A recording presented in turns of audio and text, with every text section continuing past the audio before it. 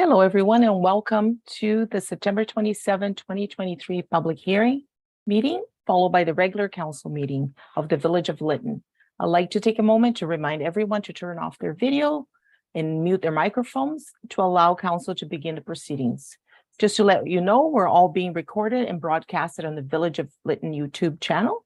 If anyone is looking for a video recording of this meeting or past meeting, you can go to the Village YouTube channel and watch it there.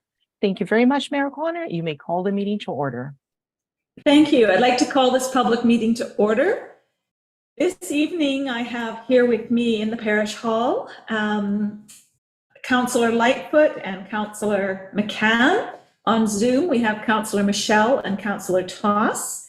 I also have Mike Glaschuk here, who in accordance with our procedural bylaw is our acting deputy officer. And I have Kathy Walters here as well, who we typically find her at the office down at the mill site. But welcome, Kathy, to your first council meeting here. Thank you. So before we begin, I do want to recognize that this meeting is taking place on the unceded traditional territory of the Ntlaka'pam people, and that this council is committed to working together with all of our neighbors as we move forward with our recovery and our rebuild. This public hearing is convened pursuant to Section 464 of the Local Government Act to allow the public to make representations to council respecting matters contained in the proposed bylaws, Zoning Amendment Bylaw 734-2023, and Zoning Amendment Bylaw 735-2023. Members of council may ask questions following the presentation by staff. However, the function of council at a public hearing is to listen rather than debate the merits of the proposed bylaws. Everyone present shall be given a reasonable opportunity to be heard or to present written submissions respecting matters contained in the proposed bylaws. No one will be discouraged or prevented from making their views known. However, it is important that remarks be restricted to matters contained in the proposed bylaws. We will start off the public hearing with a presentation by staff on the first bylaw for consideration, which is Zoning Amendment Bylaw 734-2023, and it's proposed to update housing definitions and regulations. Definitions of dwelling unit, single detached, duplex, and multi-unit dwellings are updated to reflect common language and clarify the difference between types of dwellings, especially types of manufactured homes, mobile and modular, and secondary suites. The term temporary is moved from definitions to regulations, and those regulations are updated. References to each of the terms, wherever they're used in the bylaw, form part of the proposed amendment. So I'm going to pass it over now to Planner Corey Gain to explain further this bylaw. Thank you, Mayor O'Connor. I will now share my screen. And hopefully, is that working? Not yet, Corey. There we go. How's that? No, it's not. Yeah. Okay, I think I have to go back to the Zoom screen. Give me a moment. Perhaps I didn't click the right place. There we go. There we go. You just... Okay. That should be us, is it? Okay.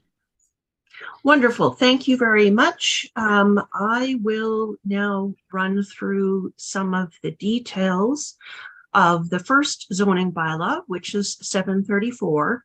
And as Mayor O'Connor mentioned, it is proposed to update housing definitions and regulations. So these were all things that we encountered along the way that we felt could benefit from being redefined and updated to reflect current language. We now refer to single detached, duplex, and multi-unit dwellings rather than single family dwellings or multi-family dwellings. We're talking about the use itself.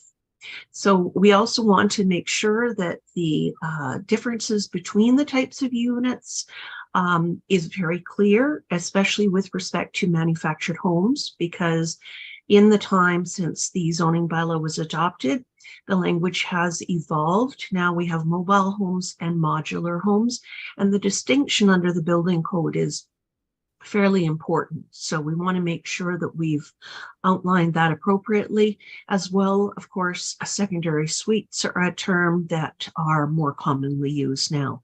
The term temporary is moved from definitions to regulations, as it is generally a regulation that determines how long something is there, rather than the actual definition of the term.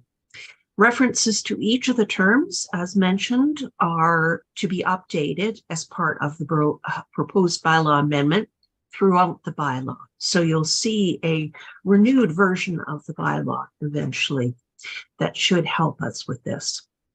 Okay, so single detached dwelling, as I mentioned, replaces single family, but it is any detached building containing one or more dwelling unit occupied or intended to be occupied as the permanent or long-term residence where permitted by the bylaw. It may also include one secondary suite. Multi-unit dwelling is a building or a dwelling unit in a building that contains 3 or more units. Duplex, fairly standard, remains 2 dwelling units, neither of which contain a secondary suite. And that distinction is important as you move from duplex to multi-unit when you go 3 or more. The definition of household is now the thing that we most frequently use now, as the term family has also evolved, and we have many different types of households that occupy our communities now. So we talk about that as a household. It's not more than 5 unrelated persons sharing one dwelling unit. Manufactured home means a dwelling unit built in a factory environment in one or more sections intended to be occupied in a place other than where it's manufactured. So manufactured homes can be either modular, which are the type of home generally placed on a permanent foundation, or a mobile home, which remains mobile in the sense that it's equipped with wheels or can be equipped with wheels and move from place to place. Manufactured home additions. There needs to be some discussion here in terms of when a single detached dwelling is on a permanent foundation, and what that permanent foundation can consist of. And then again, this is to be consistent with the provincial building code. The definition of principal building means a building or structure that contains a principal use. A temporary building is a building that does not have its exterior walls supported on a continuous concrete or masonry foundation. This is what distinguishes a modular home from a mobile home. Use is the term we're going to use quite frequently, because it can be the land or the buildings. So it's important that we're going beyond talking just about buildings and structures, but we're actually talking about land and land use. There's some regulations regarding temporary buildings. So as I mentioned, we've moved it from the definition section into the regulation section. So section 3.34 now reads, a temporary building or structure may be erected for an interim operations on a lot being developed for a period not to exceed the duration of construction. And section 3.35 goes on to talk about the provisions that the use of a temporary building is subject to. A building permit is required to be issued by the municipality prior to the placement of the temporary building or structure. It's to be cited for a maximum of 180 days within a single calendar year. And when the temporary building or structure is removed from the site, it should be restored or landscaped to an appropriate condition. Okay, so the distinction here is between principal building or structure contains principal use. Sometimes that's a single detached dwelling that contains a secondary suite, which is an additional dwelling located within that single detached dwelling. There are limitations. These come directly from the building code, so there's consistency created here. There's maximum of no more than 90 square meters, and we're trying to leave it optional where that secondary suite is located, as long as it's in and part of the building and that building remains a single real estate entity. In other words, you cannot strata title a secondary suite. That distinguishes a secondary suite from a duplex. Section 3.5 says that no dwelling unit shall be permitted as a secondary suite unless it conforms to these requirements. And these 5 requirements apply. There's only one secondary suite in each dwelling. The total floor area is no more than 90 square meters. It's constructed in accordance with building code regulations and has been approved by a building inspector. This ensures quality of housing. A separate outside entrance to the suite is provided, and one additional off-street parking space is provided on the lot on which the single detached dwelling is located.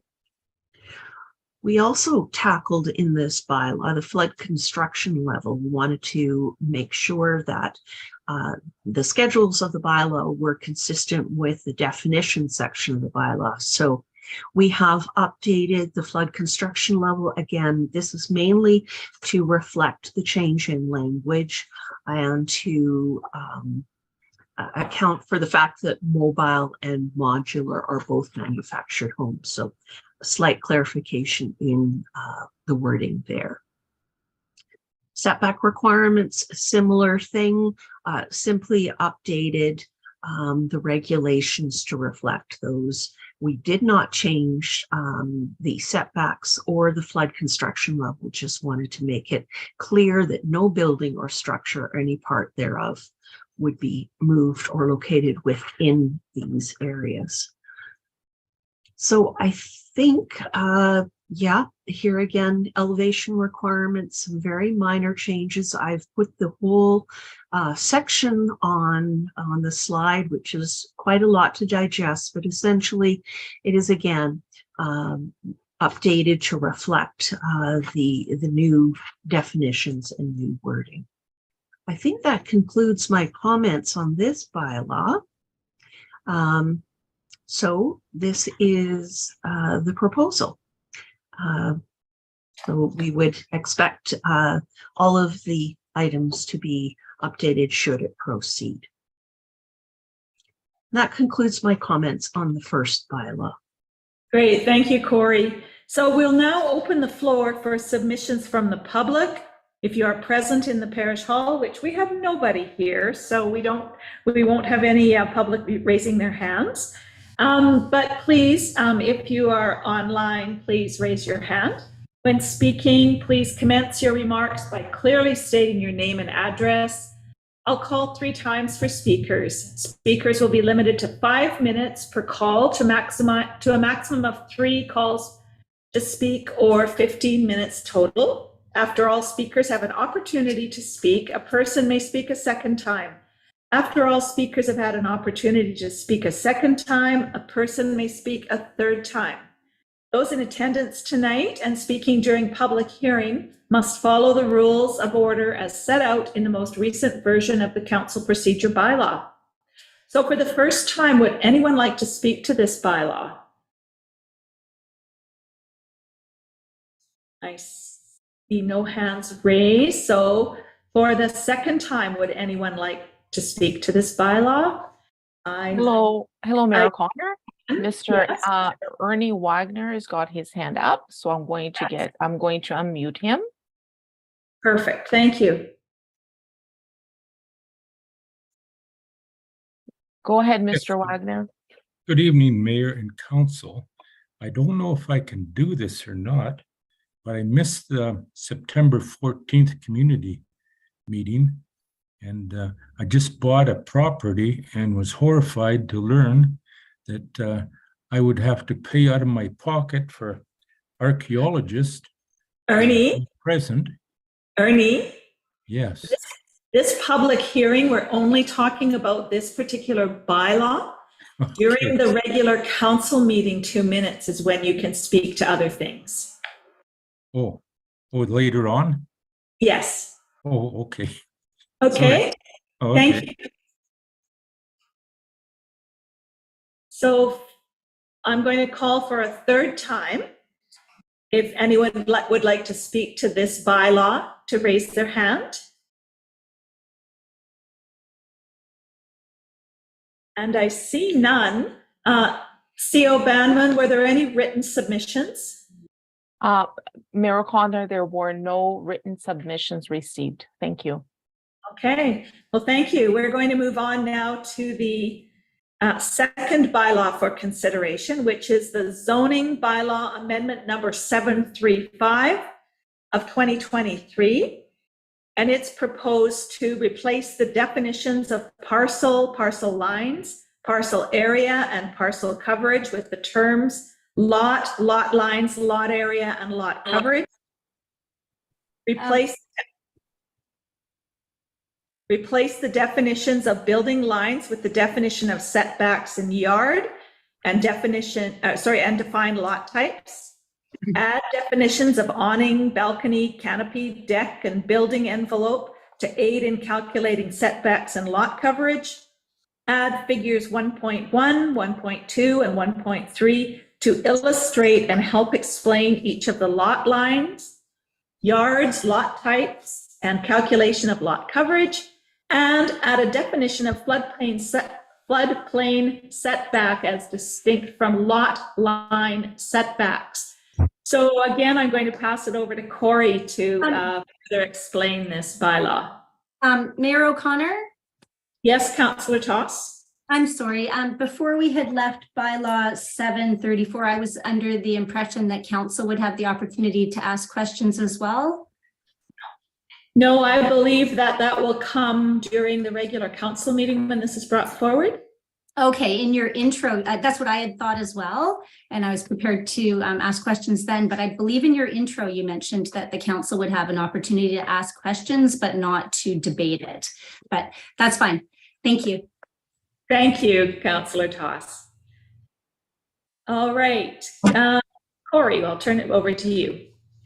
Thank you very much, Mayor O'Connor. Okay, so I think our first slide here has pretty much been covered by your description. So let's get down into the nitty-gritty, if you will. So rather than talking about parcel, we're going to talk about lots. Generally, people talk about their lot, the land that they own. So we're shifting. Again, that's a common thing that's happened over the last couple of decades.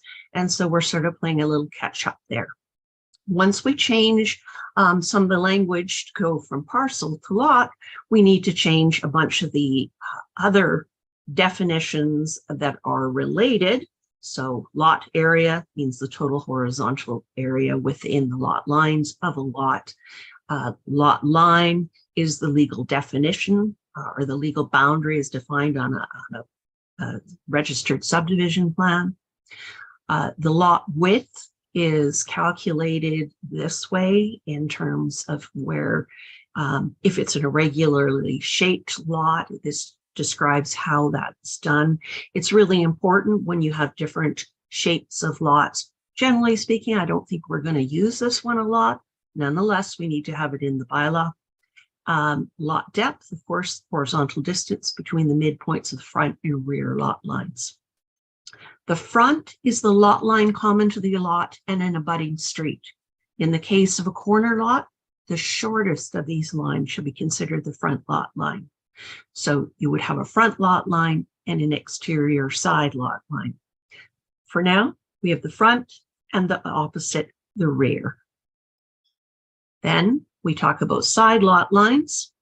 The side means the lot line that's common to another lot. So that would be the interior side lot line.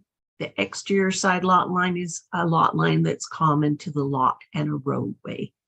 The setback is generally how we describe the building area that's permitted on each lot. So again, we need a definition that refers to lot. Here's an example. We're including figure 1.3 to illustrate the different types of lot shapes, lot lines, and having the yards identified, because this can be challenging sometimes for folks to understand. So this diagram provides another way to understand what we've written in the words, we're showing in pictures. So those yards and setbacks create that building envelope, which of course is the footprint of where the building or structure can be on the property. The yards are that area that's located between the building envelope and those lot lines that we just defined. Again, we're including a figure here to demonstrate each of those things in a pictorial way. Generally, this is how it is done in most new bylaws now, because we want to appeal to both people who like words and those who like pictures. So you can see there the front, exterior side, interior side, rear, and the yards created by the setbacks. So again, definition of lot, a corner lot needed to be redefined, a through lot, a strata lot, each of these things because we're using this new language. Lot coverage is something that's important to understand as we move forward, because it is the total ground area of all the principal and accessory buildings and structures of any kind on a lot, measured to the outside of the foundations or footings, and then divided by the lot area and expressed as a percentage, but excluding the following areas. And what this is intended to do is define the things you don't have to count inside of that footprint, so that you can come up with the calculation. You'll recall when we did the zoning change, or when we discussed our zoning change previously, we were talking about increasing the allowable lot coverage. This helps to define how you calculate that. Again, figure 1.2 is being added as an example of how you calculate lot coverage so that someone can actually see what we're doing here. Some of the things that we needed to define in order to support those previous definitions are things like awnings, balconies, canopies, and decks, because these are things that protrude beyond the face of the building that we need to understand and be able to define and figure out whether they need to be calculated within our lot coverage. Again, this relates to those changes in the bylaw I mentioned previous, the floodplain setback. It's important that we understand there are setbacks for buildings and there are setbacks for the floodplain. So this update clarifies that point. I think that concludes my comments. If you have any questions, I'd be happy to answer them. Thank you.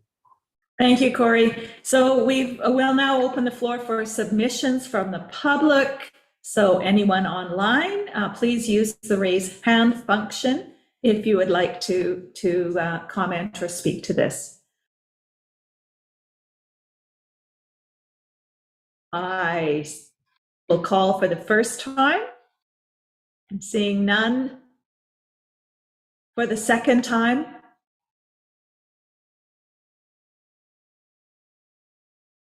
And for the third time, would anyone like to speak to this bylaw?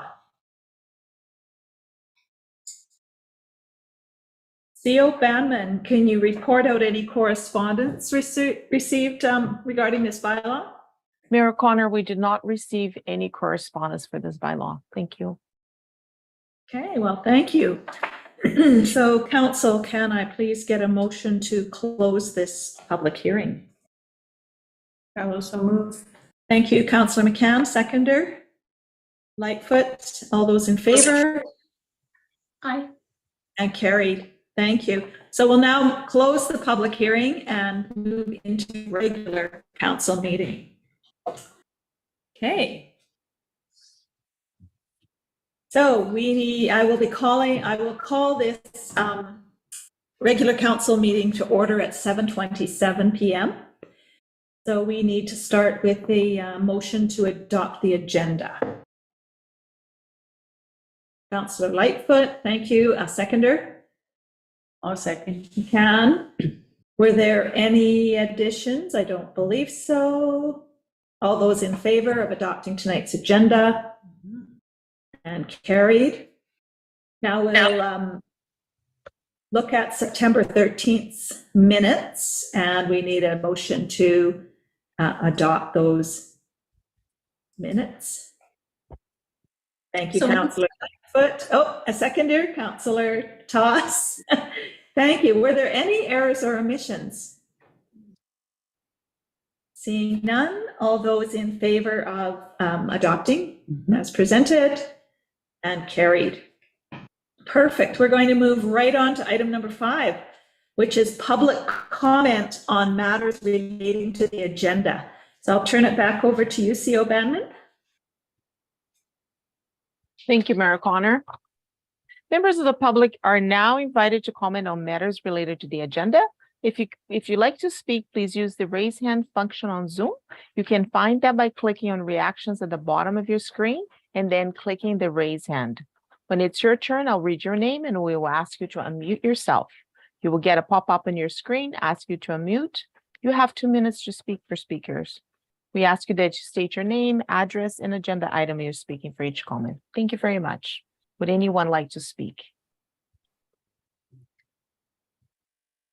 Please raise your hand.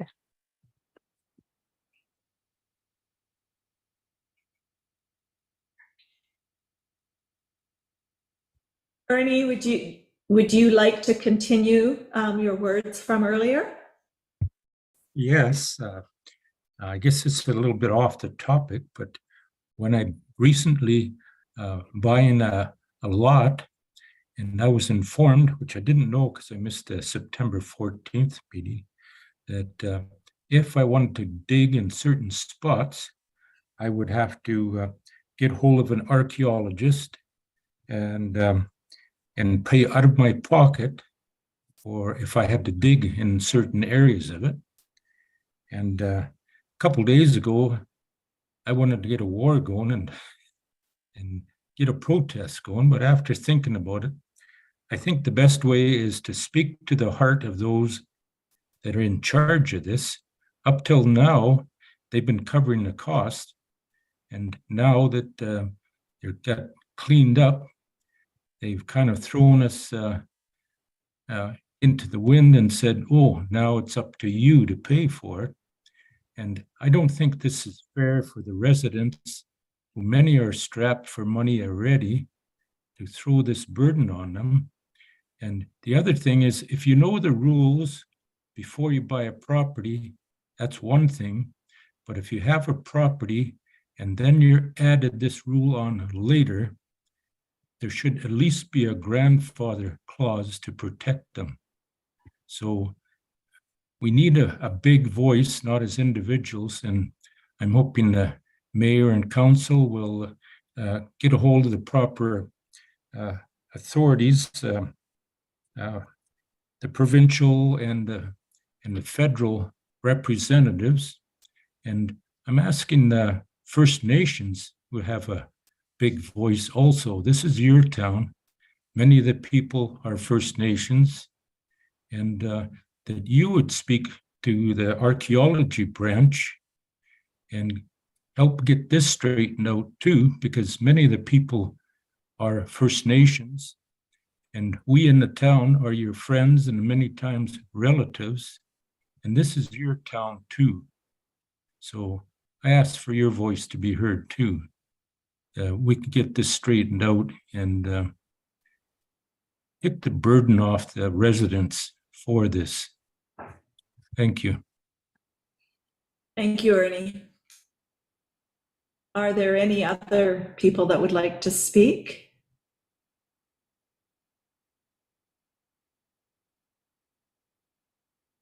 I don't see any other hands raised. CO Banman, I don't think I've missed anybody. No, I don't think you missed anyone either, Mayor Connor. Thank you very much. Thank you. So we'll move on now to item number 6, which is the staff reports. And I'll turn it over to our CAO, Diane Momber-Cat, regarding SPAC. Thank you, Mayor O'Connor. I just put this item on the agenda for tonight because at the last meeting, we had approved an updated terms of reference for the Senior Project Advisory Committee. And one of those updates included for council to appoint a second representative to attend that committee. So the mayor is one of the representatives, and then we added a second council member. So looking for council to appoint one of themselves to that committee, and then we can get to scheduling the first meeting. Thank you. Council, do we have anyone here who would like to be on this committee as a second voice on the village council? I volunteer. Councillor McCann? Thank you. Would a council member like to make the motion to appoint Councillor McCann? So moved, Councillor Toss. Thank you. And a seconder? Councillor Lightfoot, all those in favor? Aye. Carrie? And thank you. So now we'll move on to the recovery manager's report, and we have Mike here with us in person. I'll turn it over to you, Mike. Thank you, Mayor. We'll get the presentation on the screen.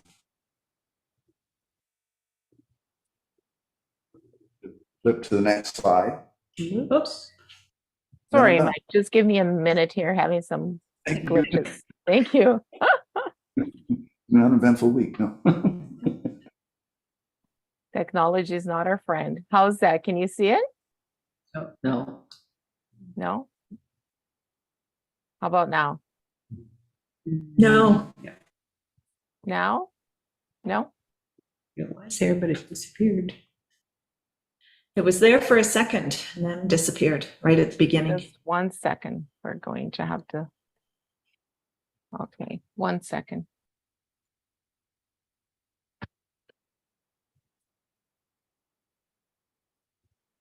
Can you see it now? No.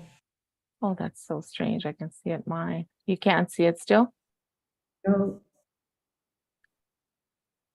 Hmm. Not sure what's happening. Let me try again. Let me try sharing my screen again.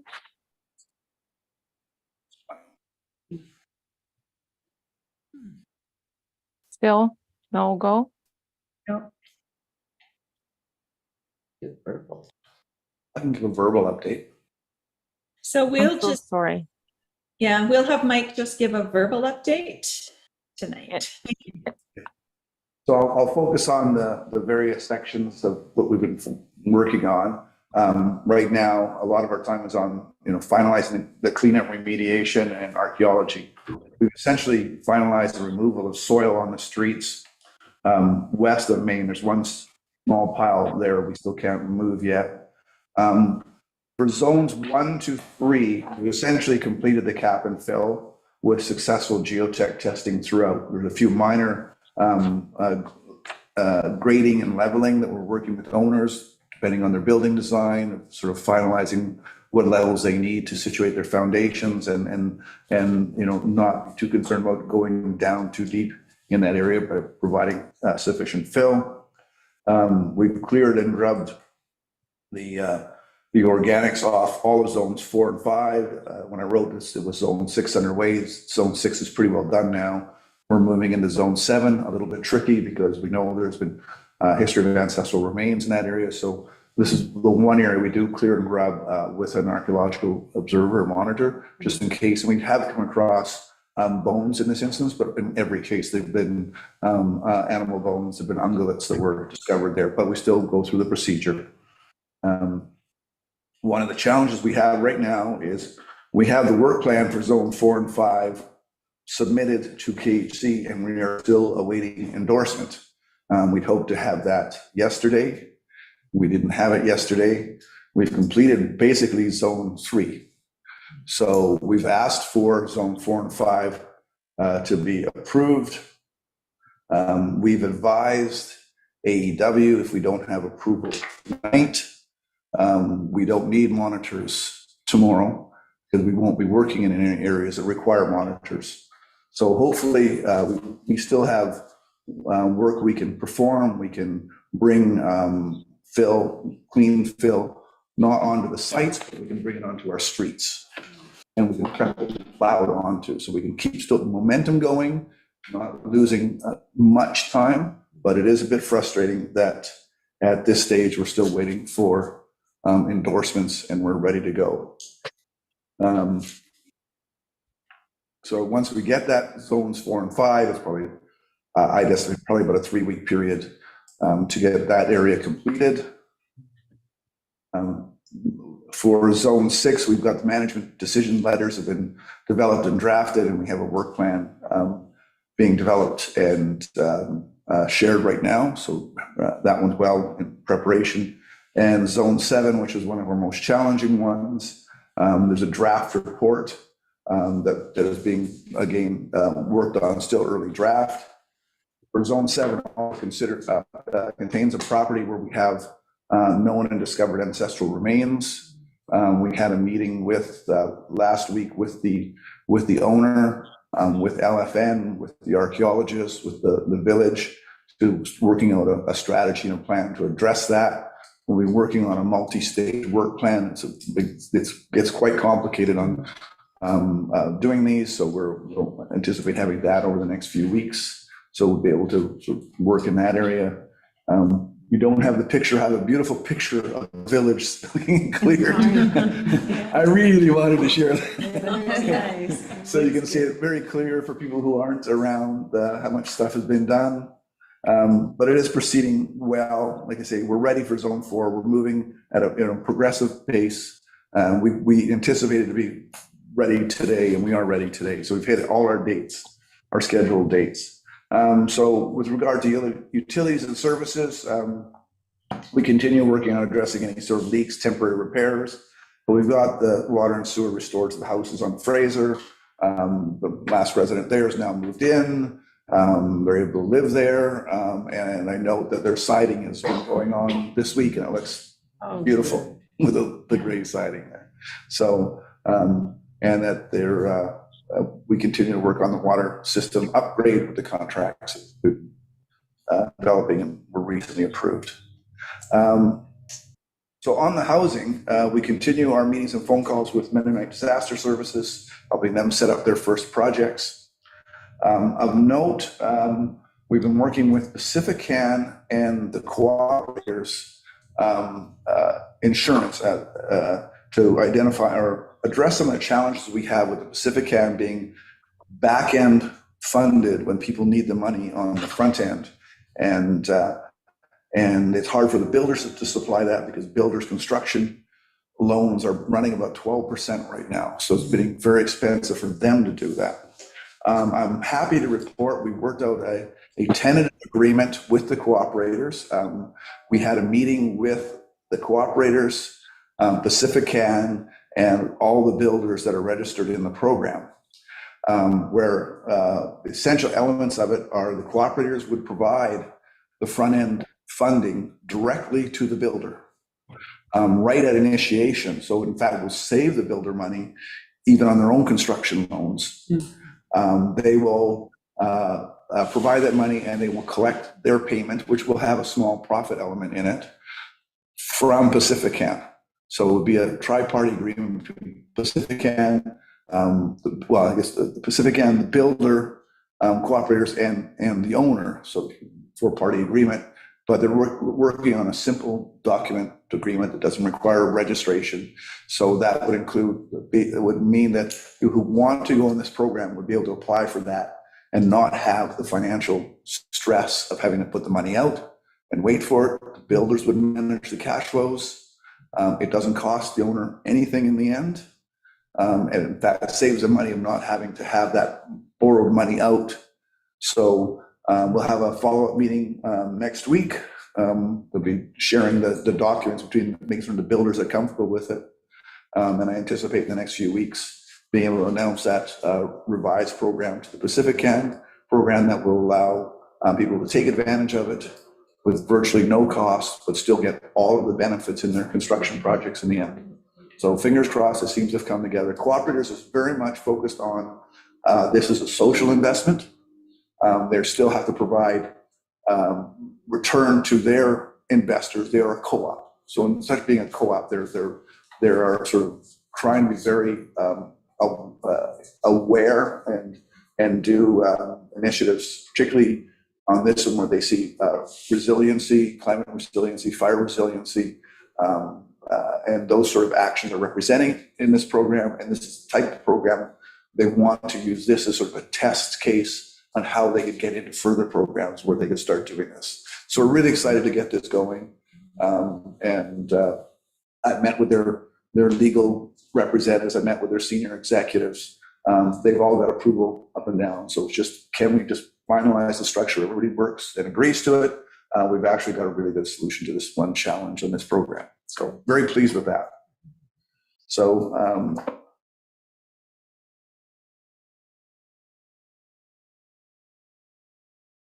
for the business commercial, we continue focusing on getting the backfill done. We've got some of the commercial properties done now. We reach out to the owners to explain why, even though they're going to be putting foundations, how important it is to get the backfill done, and they've all agreed to that.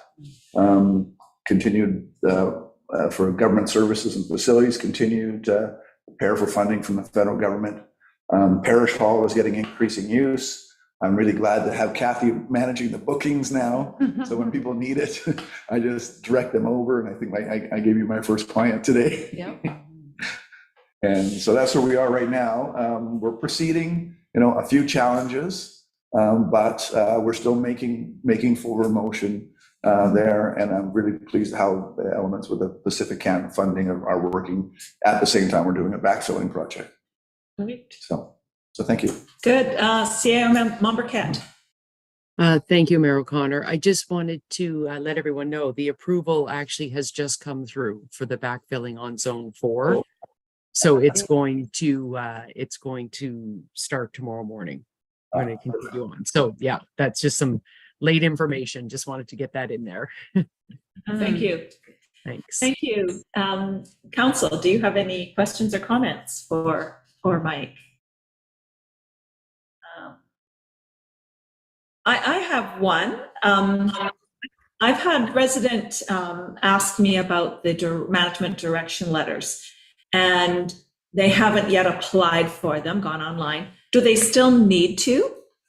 I still think they should get theirs. So they. Or are they being directly sent, all properties being directly sent to the village? And I'm not sure if CAO Mombercat could answer as well, or Mike. I believe that all the properties are included on the MDLs, but now that you say that, I should probably verify and just get back to you on that question just to make sure. Yeah, because I know of at least 2 that have approached me to say they haven't even yet applied. So It's if been going back and forth. They were originally supposed to be issued them, then they told us, and then we started working on them. They said, oh, they're going to be issuing them again. Yes. We have the management decision letters. We reach out to each of, as we're going into a zone, we reach out to the owners there to explain what it says and what the plan we're going to do. In some cases, they want to discuss, or they'll meet with us on site to further understand why we're doing the backfill, or sometimes they'll have an initial objection to it and then we'll explain how it works. So we're having those conversations. yeah.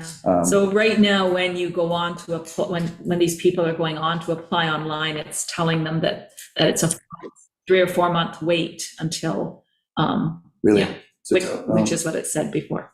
Anyways, I will leave that in your hands. Thank you, Councillor Toss. Hi, am I off mute? Yes. Okay, great. Just a quick question around kind of as per the public comment tonight. Has there been any progress to figure out what's going to happen going forward when a resident, say, wants to plant something or put up a hydro pole, even if they're not building? Is there going to be, or are we looking at having monitors available through the village, or is this, where does that sit, I guess, is my question. So CAO Mombercat.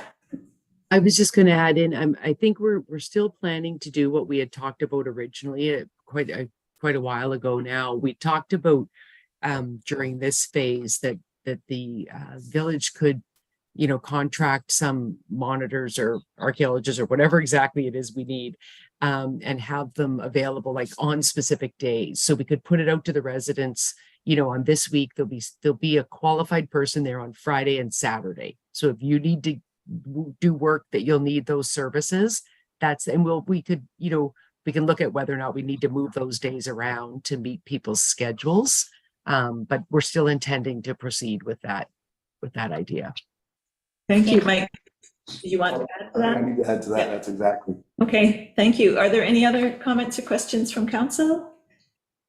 I have a question.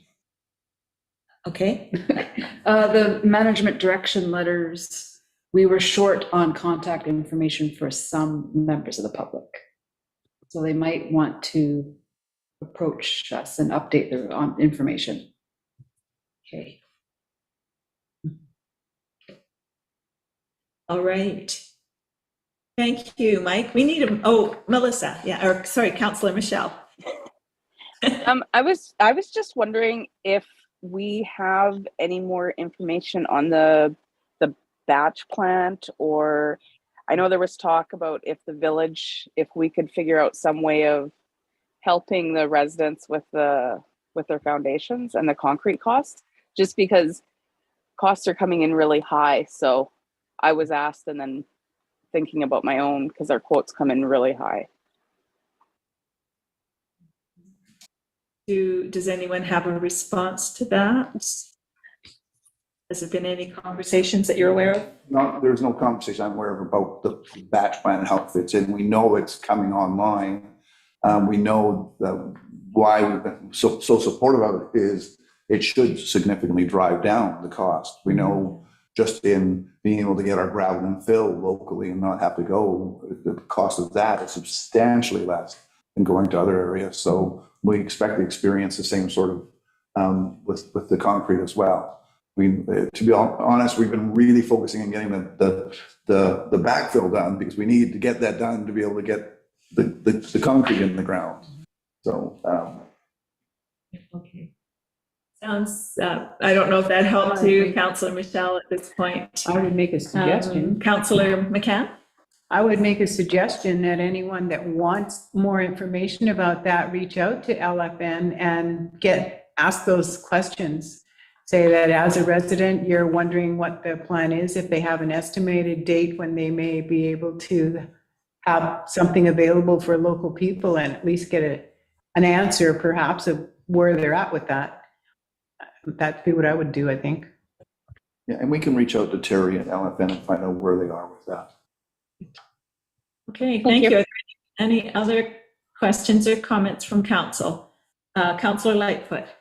I just want to thank Mike and whoever else was involved in working with the cooperators and the builders to try to front and load the Pacifican funding, because I know a lot of citizens have walked away from even thinking about it because they couldn't carry that $100,000 or whatever cost through to the completion of the building. So if this works, I will be viewing Pacific Cannon with much more favorable view, because even though I have my home, I feel the frustration of citizens that have been trying to access that money up to this point.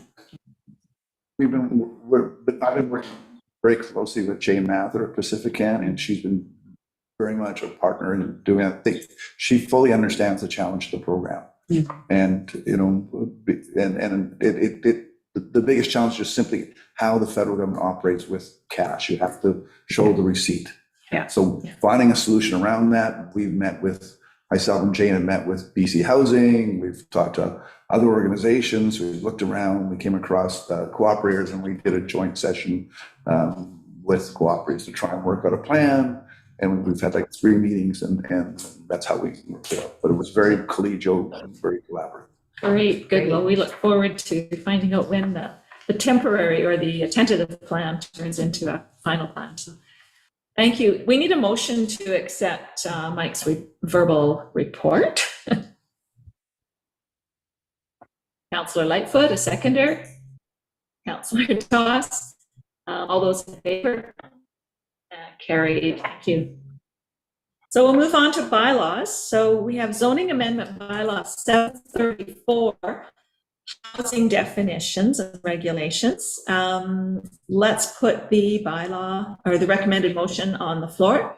Who would like to read and make this motion? Councillor Lightfoot. I move that council consider giving third reading to zoning amendment bylaw number 734, 2023. And a seconder. I'll second. Thank you. And are there any questions or comments regarding this bylaw? Councillor Toss. Thank you. I have two questions. One, around a dwelling as a duplex without a secondary suite versus a multi-unit. I have seen that there are some municipalities that allow the secondary suite in the duplex definition as well. And I understand you'd still be, in theory, able to do that with a multi-unit proposal.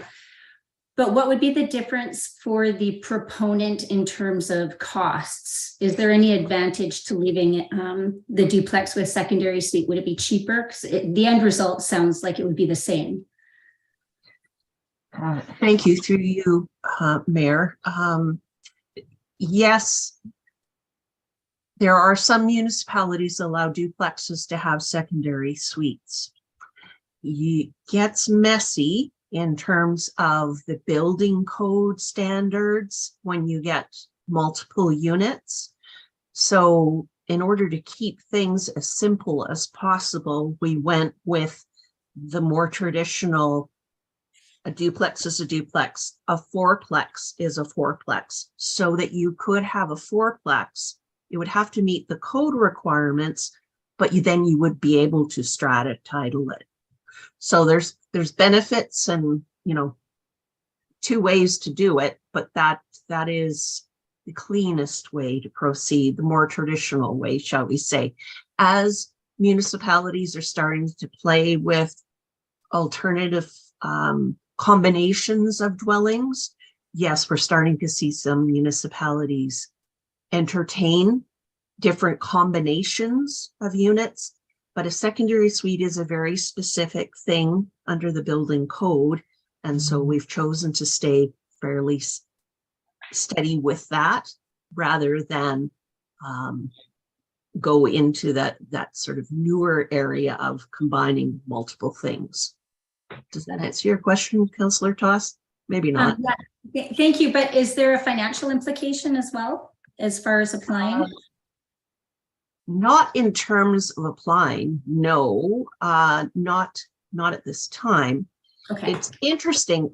We may find that when the provincial government releases their legislative changes in the fall, we may have to respond to those changes at that time. But right now, we're just trying to keep it simple, if you will.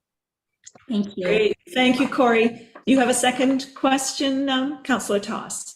I do. And the last one.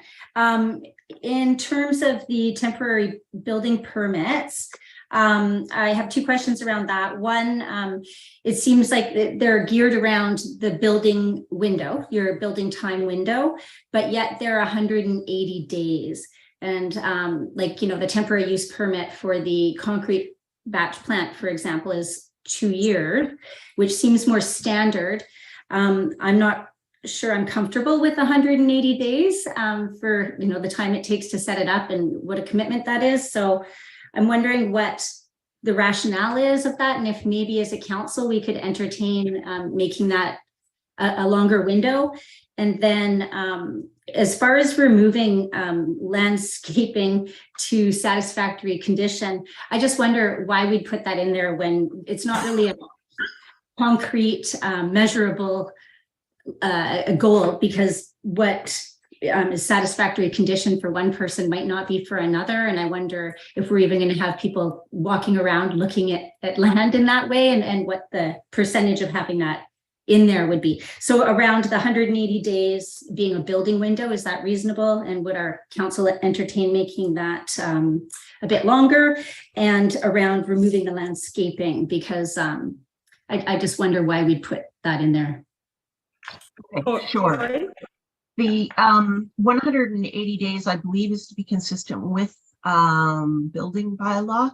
The types of buildings that we're talking about as temporary structures are things like construction trailers, you know, somebody's got their office there, or real estate sales, or something where someone just wants to cover something for a season. It is a truly temporary. This is distinctly separate from our conversation about occupation of recreational vehicles for longer periods of time, and distinctly different than a temporary use permit, which is something that's regulated under the Local Government Act. So as much as it's the English language, you know, we use words in multiple different ways in different places. And we were trying to come up with something that was, again, fairly standard. Similarly, we wanted to make sure that someone didn't just leave the property as a disaster. I've experienced that in the past. And as we've discussed previously on other occasions, you know, a lot of things are going to be dependent upon the goodwill of property owners and neighbors to act responsibly. But it's basically telling people you can't just park something here and then leave it a mess and walk away. You know, it's sort of a soft reminder.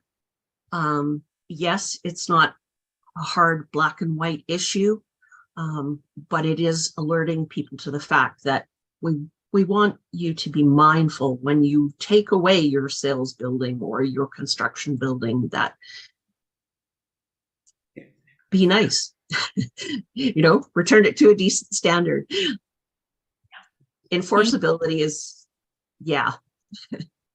Thank you. I wonder if we could look at, and I don't know, through the mayor, what that would look like, if we could still, with those considerations in mind, consider extending that to a 1 year. Through the mayor, I would have to go back. Quite frankly, we started on this definition. We dealt with it several months ago. We've had some changing circumstances because of our conversations about temporary occupation of RVs. So the matter has evolved since the time we originally put this forward. So I can appreciate your comment. I would be happy to revisit it again. My concern at this juncture is that this package of changes was designed all to go together. And it would be great if it could all go together and we could revisit it as a separate issue. The reason I'm saying this is because we need the bylaw to have third reading and go to the Ministry of Transportation for approval under the Highways Act. And then we would be able to bring it back for adoption consideration, taking this one piece forward as a separate conversation. Absolutely willing to do.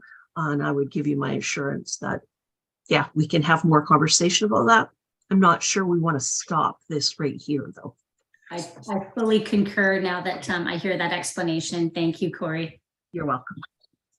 Thank you. Are there any other comments or questions for Cory?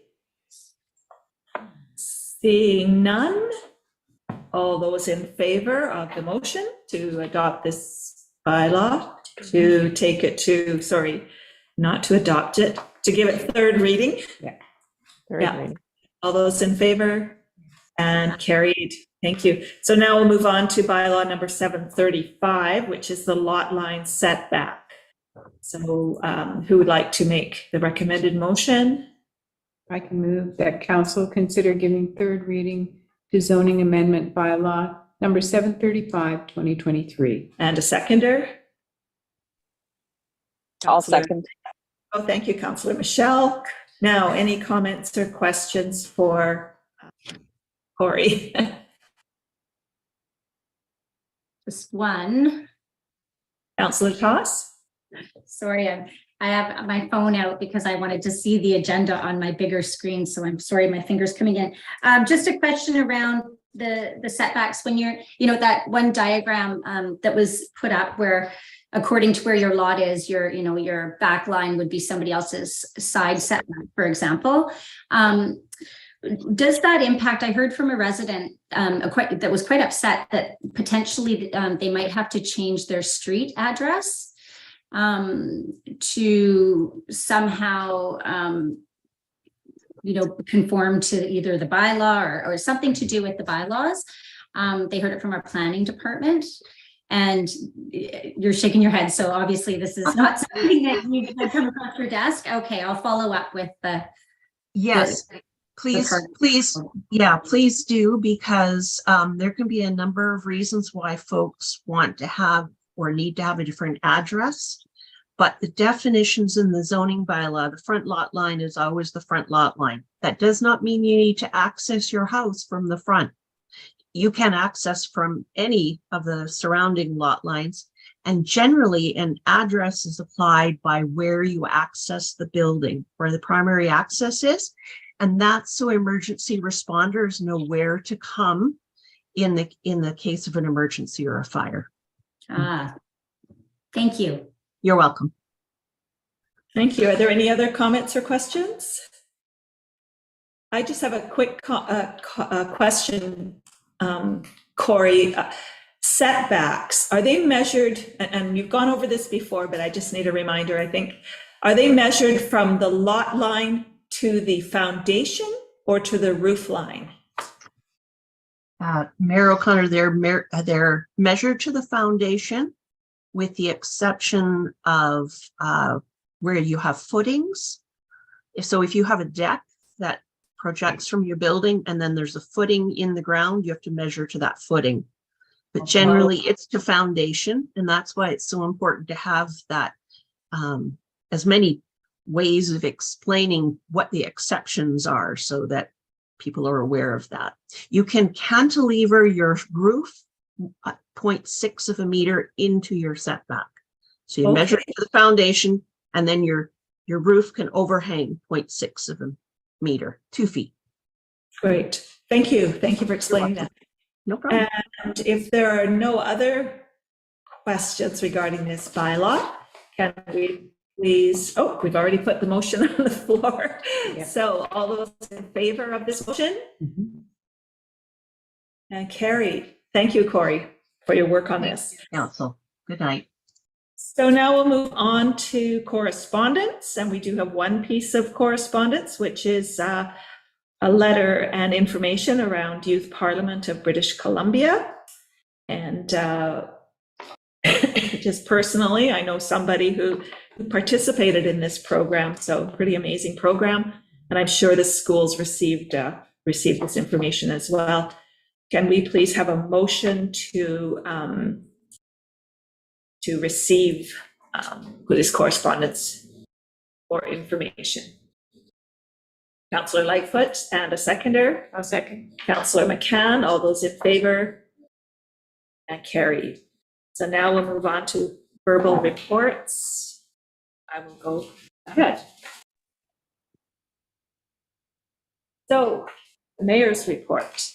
So I attended the 2 community meetings right after the last council meeting. The first one on the Thursday, September 14th, via Zoom, where the main topic was archaeology, as Ernie mentioned in his 2 minutes.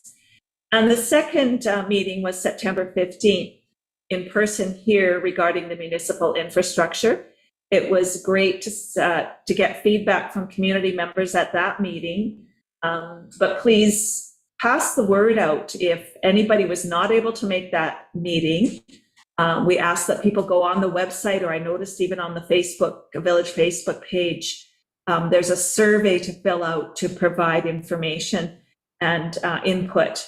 It's pretty easy to do. I actually did the survey myself because I did not put up the dots here in the hall. So it's a very simple process, and it's only going to be open, I think, for a couple more days. Last week, I joined council at UBCM in Vancouver, It was definitely a new experience, but extremely worthwhile. The days were jam-packed with meetings, workshops, and presentations. We attended 2 formal meetings, one with the Minister of Health, where we advocated for getting the permanent health center built in the village as soon as possible. Let's get on with the planning and the work for it. And also, we advocated for funds needed to support setting up a temporary pharmacy here in Lytton. We also met with the Minister of Tourism, where we requested funding to do an area tourism strategy and definitely include our neighboring partners with that. I've sent in a report on UBCM to be published in the village newsletter, which should be coming out either tonight or tomorrow sometime. So please go on that if you want to read more about UBCM. Last Saturday, I met with a group of UBC students who were traveling through the area on a field trip. They'd gone through Squamish, Whistler, Lillooet, and around. We had a question and answer period before I toured them through the town. They were extremely curious about what happened here in Lytton, the challenges we faced, and the plans for moving forward. Even though we postponed coffee with the mayor by an hour this past Monday, we had a great turnout. I think one of the largest we've had in a while. So just a reminder that everyone is welcome to our coffee gatherings here on Mondays. And yes, we will be here Monday, Thanksgiving Monday, and every Monday. This morning, I attended a ribbon cutting and provided greetings from the village at the new temporary primary care facility out near the Tecumseh Health Center. So that turned out, the sun shone and it was a beautiful day. IHA even provided a few treats for us, so that was really nice. So that is my report for September 27th council meeting. I'll turn it over to Councillor Toss. Thank you, Mayor O'Connor. Not much to report. I think you've covered pretty much everything. Just reiterating how worthwhile the UBCM was for us all. I think the networking there was invaluable. We had the Minister of Municipal Affairs sitting with us in the final evening, well, with with Councillor Michelle and Councillor Lightfoot, and we managed to have a chat with MLA Raleigh Russell and put some ideas past him and discuss timelines and archaeology a little bit. Some really worthwhile conversations anyways. I think I can definitely see the value of going there. And was interviewed when I was in Lytton the 13th, 14th, 15th of September. A fellow from the New York Times was interviewing people, so that I got a follow-up phone call today, as I'm sure a few community members did, because they're sending a photographer to do a follow-up. That's about it. Thank you. That's all I'll have to report. And thank you to all the staff, as always. Thank you. Thank you, Councillor McCann. Thank you, Mayor. I too went to the community meeting, and I had personal issues that I had to deal with, so I was unable to attend the community meeting on the 15th. And I was a day late attending the UBCM, but I did go down and got a lot of things out of it. I was just flipping through my notes here, and one of the keynote speakers' parting lines was, understand your purpose with clarity of intent. And I'll keep that and kind of come back to that a few times. I think it was good words to live by. Boy, there was a lot of stuff to pay attention to there. And I think we all valued the time spent together and meeting other people. I went with the mayor today to the ribbon cutting as well and took pictures of that and appreciated her comments, as well as everyone else. I felt that it was, I went to the tax sale, and that was really cool. I hadn't ever been to anything like that before, and I was impressed by Mike's ability to get all that business done in 15 minutes, like done at 10:15, the way it was done. And I feel very encouraged to see everyone that comes on Monday mornings. So far I've been able to make pretty well every one of those. So thank you for that, Mayor O'Connor. Thank you. Councillor Michelle. I basically have the same to report as everybody else. It was a busy couple of weeks. We attended the UDCM. It was definitely a good thing to attend. Long days, long nights.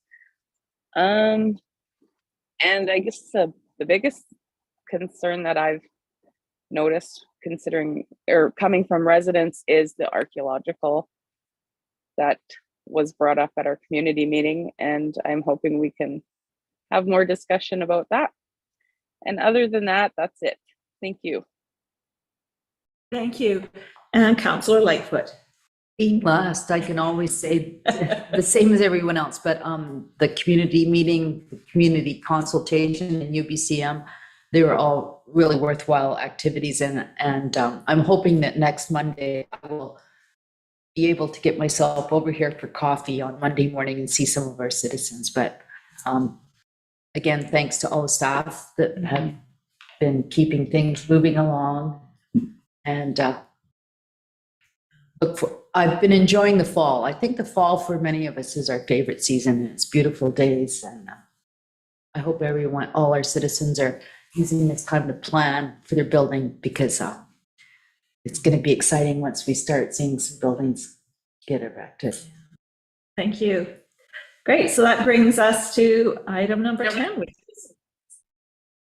which is our adjournment. And so we need a motion to adjourn the regular council meeting. I will move that we adjourn the September 27th regular council meeting at 8:13 p.m. Great. And a seconder. Nobody Jerry, wants to leave. Jerry. Councillor Toss. Great. Thank you, everyone, for attending the regular council meeting. And we will be back again in 2 weeks for the next one. Thank you, everyone. Thank you very much, Mayor O'Connor. That concludes the public portion of the meeting for this evening. We just Thank ask public to remove themselves. Thank you.